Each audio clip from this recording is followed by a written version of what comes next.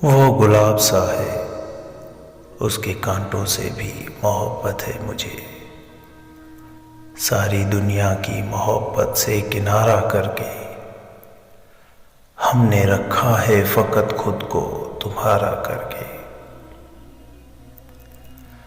हमसे भी पूछ लो कभी हाले दिल जनाब, कभी हम भी कह सके कि दुआ है आपकी।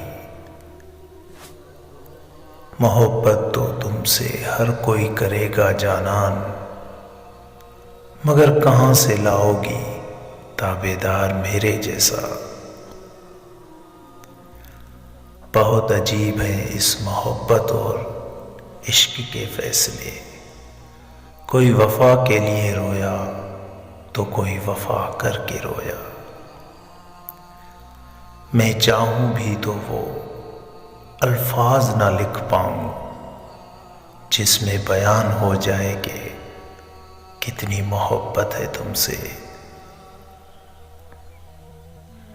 जी चाहता है उसे देखूं यूं ही उम्र भर, कोई तलब ना हो दिल में उसकी तलब के सिवा। तेरे बगैर सब होता है, बस गुजारा नहीं होता। वो रख ले मुझे अपने पास कहीं कैद करके,